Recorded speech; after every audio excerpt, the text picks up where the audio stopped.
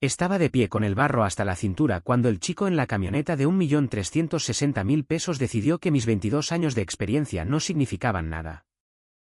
No solo me despidió, sino que primero destruyó el legado de mi familia y luego me dejó varado bajo la lluvia como si fuera una pieza de equipo roto. Lo que él no sabía era que yo tenía en mi poder lo único que podía convertir sus 110.500.000 pesos de madera de primera calidad en mantillo costoso.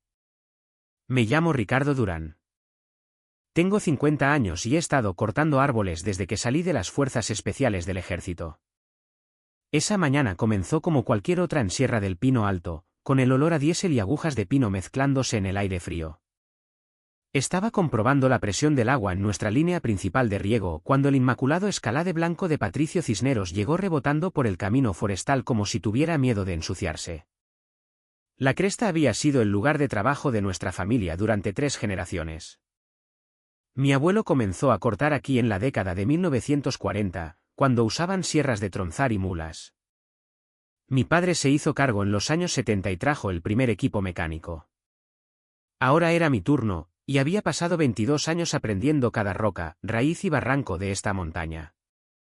8 años en las Fuerzas Especiales antes de eso me enseñaron sobre liderazgo, pero el bosque me enseñó sobre la paciencia.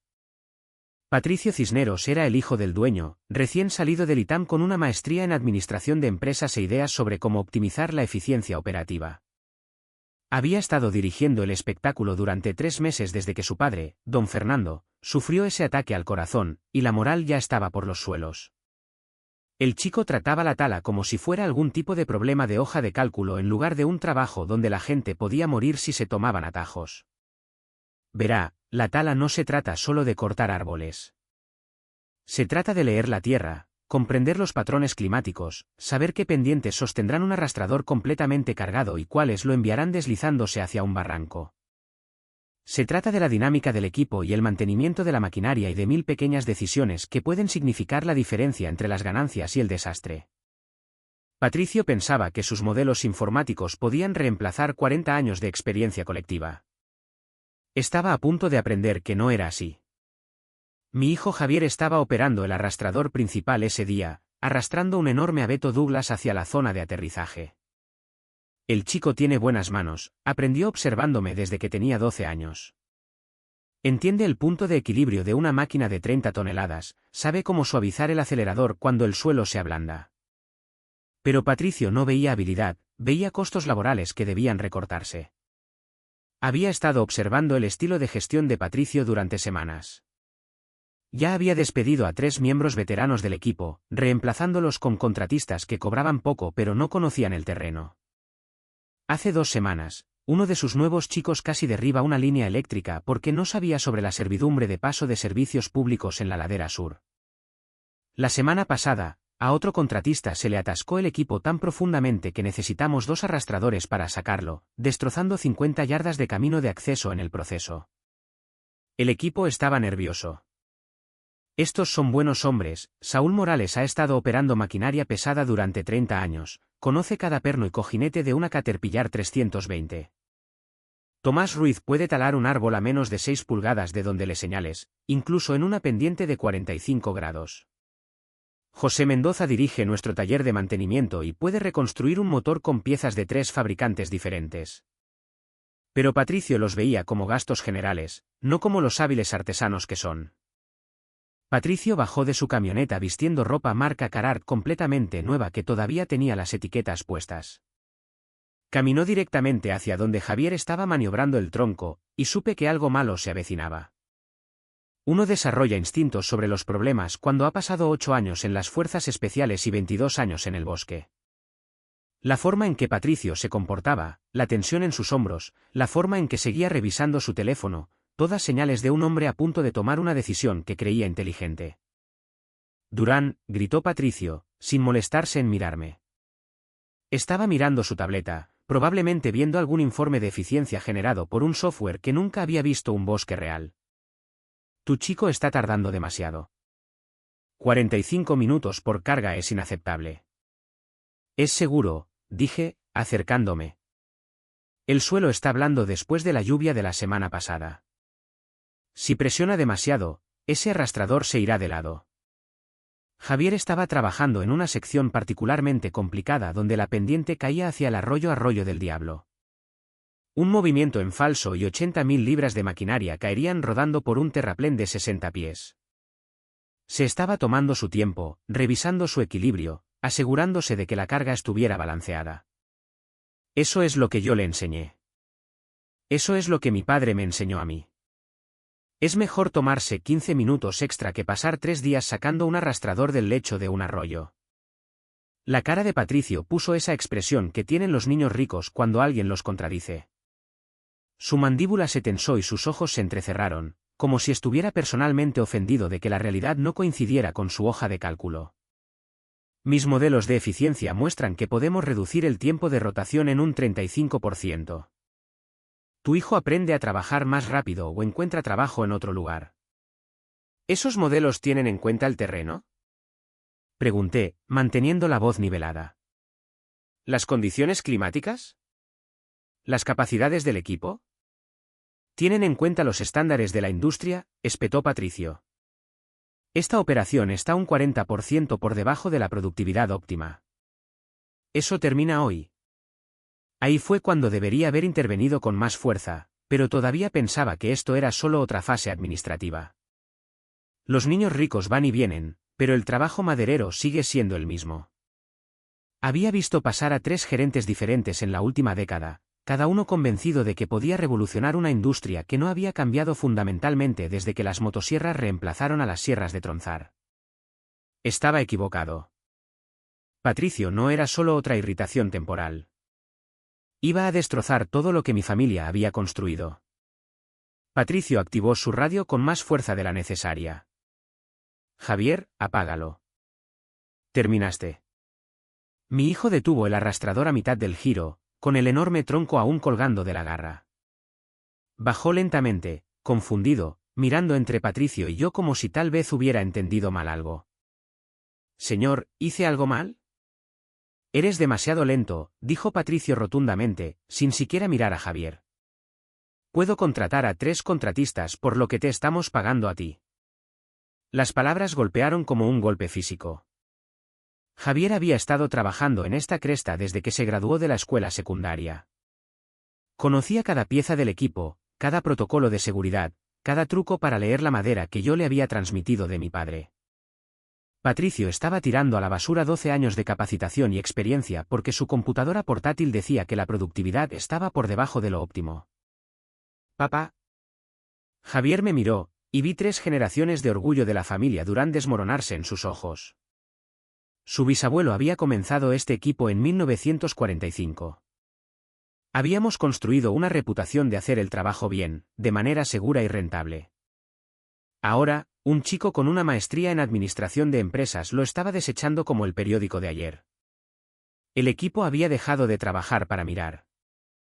Saúl Morales apagó su motosierra y se quitó la protección auditiva. Tomás Ruiz dejó de derramar el árbol en el que estaba trabajando. Incluso los nuevos contratistas que Patricio había contratado estaban mirando fijamente. Nadie despide al hijo del capataz frente a todo el equipo a menos que esté tratando de enviar un mensaje. No puedes despedirlo por trabajar de manera segura, dije, mi voz adquiriendo ese filo que tiene antes de que las cosas se pongan físicas. Es el mismo tono que usé en una operación difícil en la Sierra de Chihuahua cuando algún oficinista intentó decirle a mi escuadrón cómo despejar un edificio. Mírame, sonrió Patricio con prepotencia. Lo estaba disfrutando, me di cuenta. El viaje de poder, la humillación, la oportunidad de mostrar a todos quién estaba realmente a cargo. Y como claramente eres parte del problema, tú también terminaste. Eso me detuvo en seco. ¿Qué? Insubordinación, resistencia a la modernización, incumplimiento de los objetivos de productividad. Elige lo que quieras. Patricio se acercó más, inflando el pecho como si pensara que estaba intimidando. A los 50 años y con 6 pies y 2 pulgadas de altura, he sido intimidado por sicarios y abetos Douglas de 300 pies cayendo en la dirección equivocada. Un niño de fondo fiduciario con botas de trabajo de diseñador ni siquiera se registraba en mi radar. Pero esto no se trataba de una confrontación física. Se trataba de algo más profundo, la destrucción sistemática de todo lo que yo había construido. Patricio no estaba simplemente despidiendo a 2 empleados. Estaba destripando el conocimiento institucional que hacía que esta operación funcionara. He trabajado aquí 22 años, dije en voz baja. Conozco cada zanja de drenaje, cada punto blando en el camino, cada servidumbre y regulación. Si me despides, pierdes todo eso. Tengo sistema de posicionamiento global, se burló Patricio.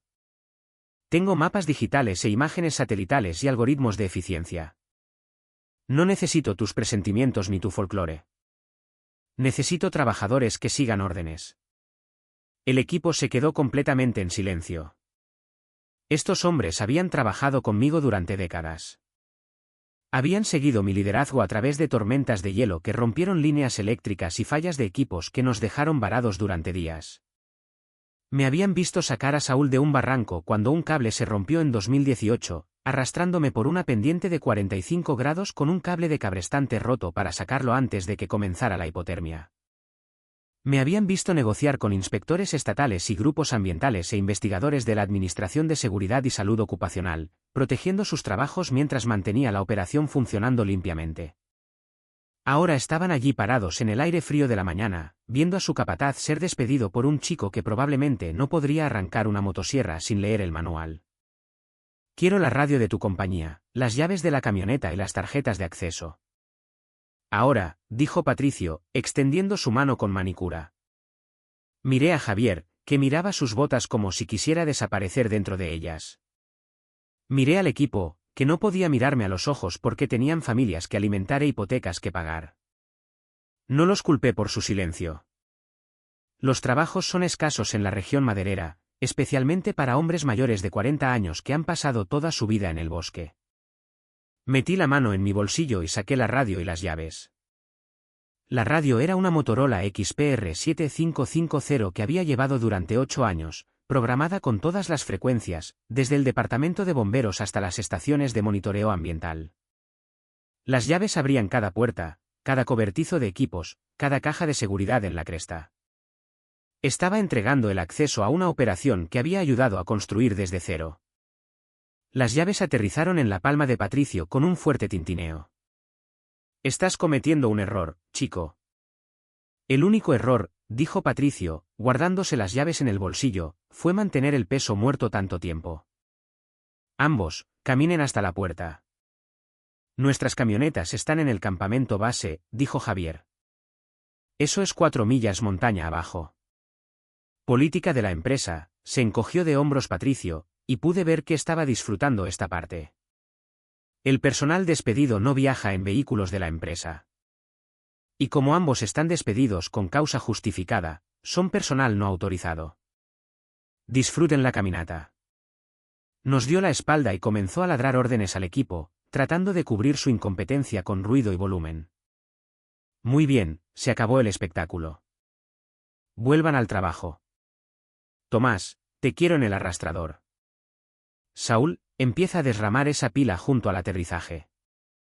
Y que alguien llame a esos contratistas que contraté. Vamos a ejecutar 3 equipos a partir de ahora. Fue entonces cuando sentí que la calma se apoderaba de mí. La misma claridad fría que tenía en aquella zona de conflicto cuando las cosas salían mal y tenías que pensar rápido o la gente moría. Patricio pensó que había eliminado un problema, pero acababa de crear uno mucho más grande. Había despedido a las 2 personas que entendían el aspecto más crítico de la operación, algo que él ni siquiera sabía que existía. Puse mi mano en el hombro de Javier. Vamos, hijo. Hagamos esa caminata. La caminata por Sierra del Pino Alto generalmente tomaba 1 hora en camioneta. A pie, con botas de trabajo no diseñadas para el senderismo, fue una caminata de 3 horas a través de barro y grava. El camino de acceso serpenteaba montaña abajo en curvas cerradas, siguiendo los contornos naturales de la cresta. Yo había ayudado a inspeccionar este camino en 1995, marcando los árboles que debían ser derribados, calculando la pendiente para asegurar que los camiones cargados pudieran subir y bajar de manera segura. Mientras caminábamos, Javier estaba enojado, hablando de demandas y despido injustificado y de llamar a la junta laboral. Pero yo estaba haciendo cálculos diferentes. Estaba pensando en el agua. Patricio necesitaba agua para su operación, Mucha agua. Los arrastradores se sobrecalientan sin enfriamiento constante, el control de polvo requiere sistemas de riego, el equipo necesita lavado diario para evitar el desgaste prematuro. Toda la operación dependía del acceso a la cuenca que alimentaba a Sierra del Pino Alto. Lo que Patricio no sabía, lo que ninguno de la familia Cisneros sabía, aparentemente, era que los derechos de agua no estaban incluidos cuando compraron los derechos de tala en 1975. Mi abuelo había sido más inteligente de lo que la gente le reconocía. Cuando vendió la tierra, se quedó con algo vital. Cuando llegamos a mi camioneta, saqué mi teléfono y llamé a María Santos. Ella había sido la contadora de la empresa durante 15 años, manejaba todos los contratos y el papeleo legal. Más importante aún, era una de las pocas personas que recordaba los antiguos sistemas de archivo de antes de que todo se volviera digital. Si alguien sabía sobre la documentación de los derechos de agua, sería María. Ricardo, ¿qué pasó? Patricio acaba de anunciar por radio que tú y Javier fueron despedidos con causa justificada. Patricio está aprendiendo la diferencia entre autoridad y liderazgo, dije. María, necesito que saques la documentación de los derechos de agua de Sierra del Pino Alto.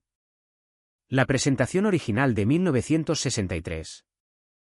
Hubo una pausa. Podía escucharla escribiendo en su computadora. Ricardo, ¿por qué necesitarías? Otra pausa, más larga esta vez. Oh, Dios mío. ¿Encontraste algo? Tu abuelo fue mucho más inteligente de lo que nadie le reconoció. Cuando Hamilton Timber compró los derechos de tala en 1975, asumieron que el acceso al agua estaba incluido en la compra. Pero no fue así. Los derechos de agua se quedaron con el fideicomiso de la familia Durán. Ricardo, esto es enorme. ¿Qué tan enorme? Cada gota de agua en esa cresta te pertenece. Los sistemas de riego, el enfriamiento del equipo, la supresión de polvo, todo funciona con agua que tú posees. Y nunca obtuvieron permiso. Sentí que ese viejo instinto de planificación de las fuerzas especiales entraba en acción. Cuando estás inmovilizado por fuego enemigo, no entras en pánico. Evalúas tus recursos, identificas las debilidades del enemigo y formulas una respuesta. Patricio acababa de cometer el error táctico de enfrentarse a un oponente cuyas capacidades no se había molestado en evaluar. ¿Puedes conseguirme copias de la documentación? Te veré en la fonda de Doña Chuy en 1 hora. Ricardo, ten cuidado con esto. La ley de derechos de agua es un asunto serio. Estamos hablando de violaciones federales aquí. 1 hora más tarde, María deslizó una carpeta manila sobre la mesa del restaurante. Dentro estaba el mapa original dibujado a mano que mi abuelo había hecho en 1963, mostrando cada arroyo, manantial y límite de la cuenca en Sierra del Pino Alto. El documento legal adjunto tenía el sello oficial del condado y la firma de mi abuelo, notariada y archivada en el Departamento de Recursos Hídricos del Estado. Tu abuelo presentó esto 2 años antes de vender los derechos de tala, explicó María. Sabía que el padre de don Fernando estaba interesado en comprar, pero también sabía que quien fuera dueño de la tierra necesitaría acceso al agua. Así que separó los derechos de agua y los mantuvo en el fideicomiso familiar. Estudié el mapa. Mi abuelo había sido minucioso. Cada fuente de agua en la montaña estaba documentada, el arroyo Durán, el manantial Little Bear, la escorrentía estacional de la ladera norte, incluso el pozo artesiano cerca del área de preparación de equipos. La operación de Patricio dependía completamente del agua que yo controlaba. ¿Cuál es la penalización por uso no autorizado? Pregunté. María sonrió por primera vez en toda la mañana. 850.000 pesos por día, más el cese inmediato de la actividad. Y Ricardo, la han estado usando ilegalmente durante 48 años. El plazo de prescripción no se aplica a las violaciones continuas. ¿Así que teóricamente podríamos solicitar daños retroactivos? Teóricamente, podríamos llevarlos a la bancarrota. Pero prácticamente, solo quieren sus trabajos de vuelta, ¿verdad? Pensé en eso por un momento. Javier estaba sentado frente a mí, todavía enojado y herido por la humillación de la mañana. Esto no se trataba solo de empleo. Se trataba de respeto, de entender que algunos conocimientos no se pueden descargar de Internet ni aprender en la escuela de negocios. Quiero más que nuestros trabajos de vuelta, dije finalmente. Quiero que Patricio entienda lo que acaba de destruir. Esa noche, conduje mi camioneta personal por el camino del servicio forestal que bordeaba la cresta. El viejo camino forestal no era mucho más que 2 huellas de tierra con hierba creciendo entre ellas, pero me dio acceso a la cuenca sin invadir la tierra de Cisneros. Podía escuchar la operación de Patricio ejecutando el turno de noche, tratando de compensar la pérdida de productividad del caos de la mañana. Las luces de inundación que habían instalado iluminaban la zona de aterrizaje como un estadio de fútbol. Encontré la válvula de entrada principal donde la compañía se conectaba al arroyo Durán. Era una simple válvula de rueda, tal vez de 12 pulgadas de diámetro, pintada con los colores de Hamilton Timber. Completamente ilegal, pero la habían estado usando tanto tiempo que nadie la cuestionaba. No había número de permiso, ni medidor de uso, ni equipo de monitoreo ambiental. Solo una tubería metida en mi arroyo con una válvula para controlar el flujo. Tomé fotos desde todos los ángulos, documentando la instalación. Luego llamé al comandante Ramiro Fuentes. Ramiro y yo habíamos servido juntos en Irak. Él sabía que yo no hacía llamadas frívolas, especialmente no a las 9 de la noche de un miércoles. Ricardo, será mejor que tengas una buena razón para arrastrarme hasta aquí tan tarde. Le mostré las fotos y la documentación de los derechos de agua. Ramiro estudió los papeles con una linterna, silbando bajo cuando llegó a las penalizaciones por uso. Jesús, Ricardo.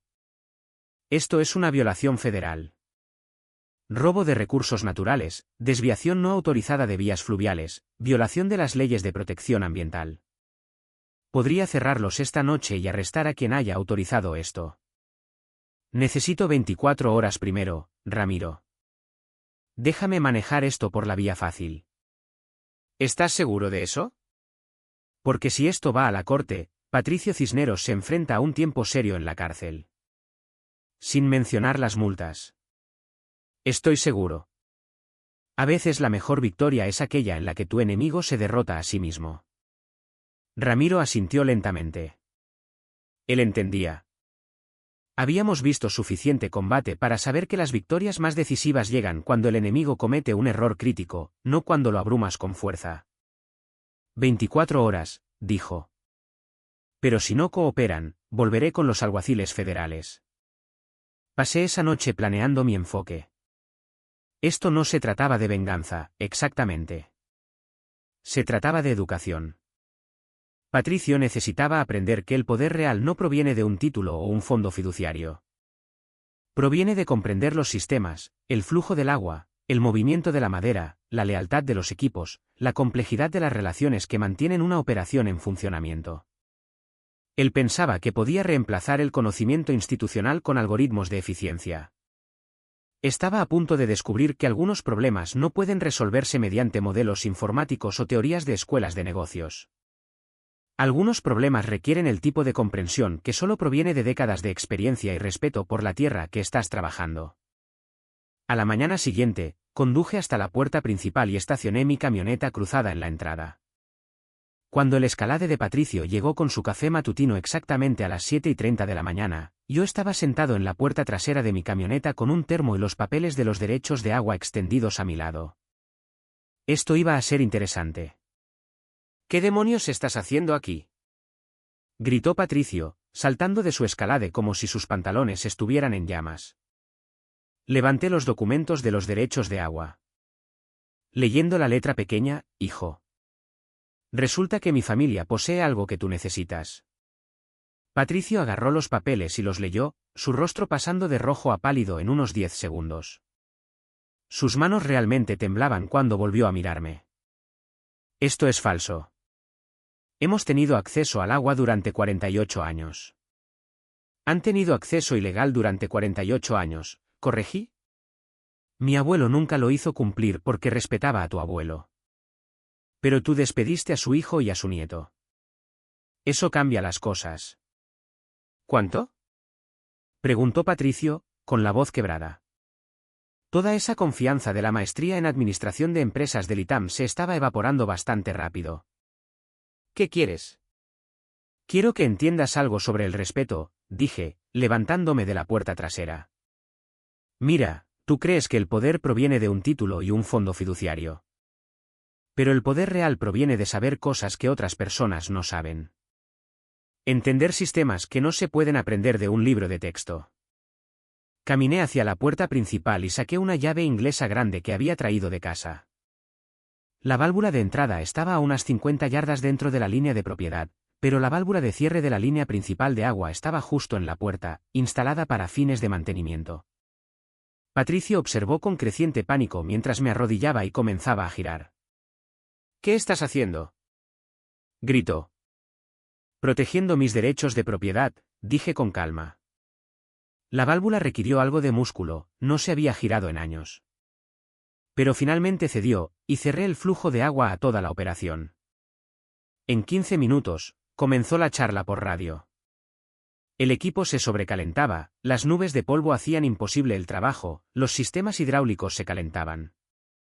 Toda la operación se estaba deteniendo, y Patricio estaba allí parado viendo colapsar sus modelos de eficiencia en tiempo real. «Vuelve a abrirla», exigió. «No puedo hacer eso. El comandante Fuentes presentará cargos federales esta tarde por robo de agua. ¿A menos que? ¿A menos que qué? A menos que se restaure la gestión adecuada a esta operación».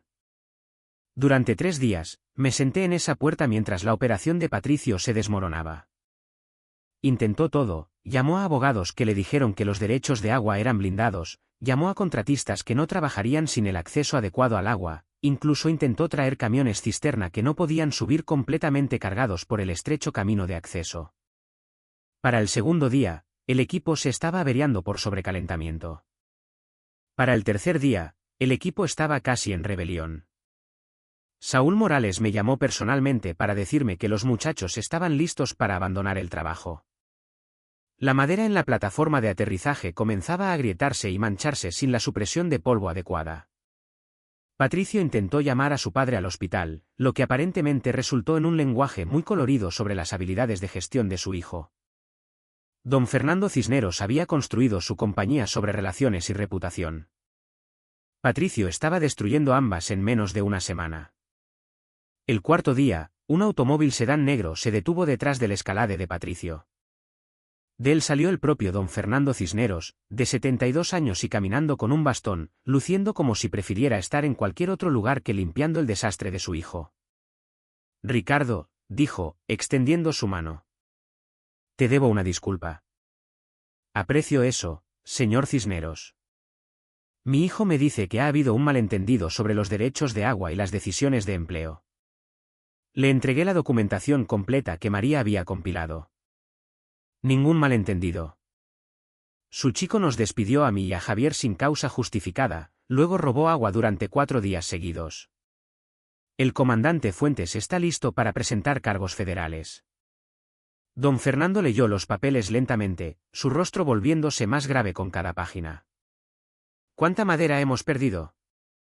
Alrededor de 2.5 millones de pies tablares están comenzando a mancharse. Si esto dura otra semana, está habiendo una pérdida total en la cosecha. Tal vez 110.500.000 pesos. Jesucristo, murmuró don Fernando. Se volvió hacia Patricio, que había estado parado junto a su camioneta como un niño regañado. Dame tus llaves. Todas ellas. Papá, puedo arreglar esto.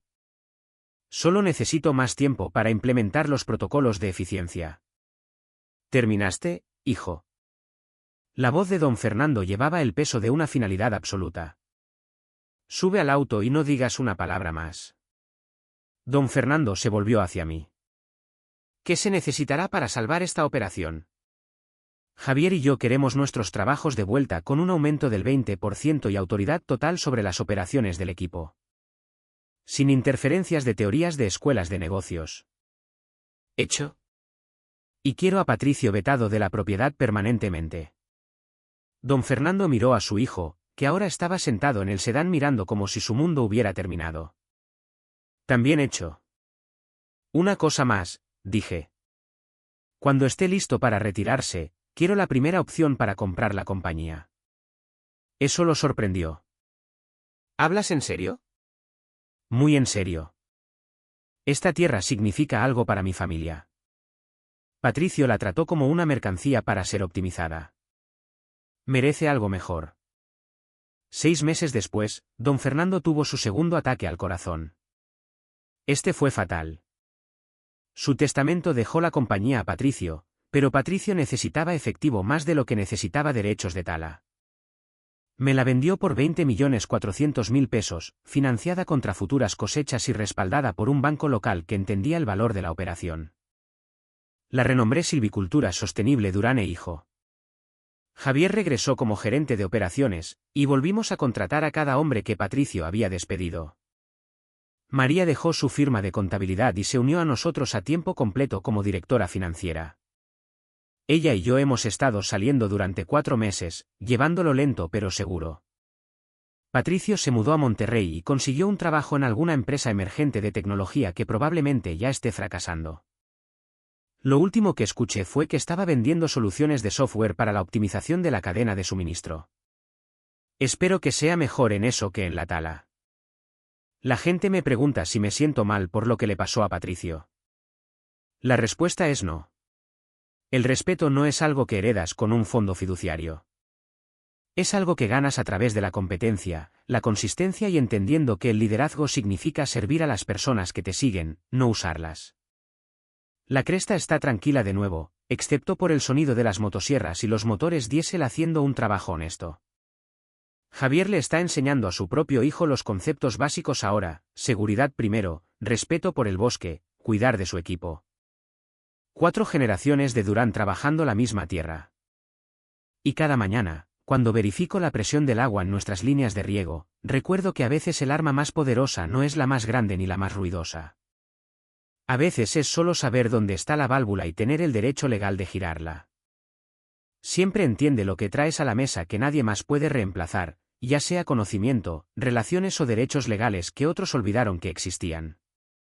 La persona que tiene las llaves no siempre es la persona que tiene el poder real, a veces el conserje sabe más sobre cómo funciona realmente el edificio que el director ejecutivo que se sienta en el último piso.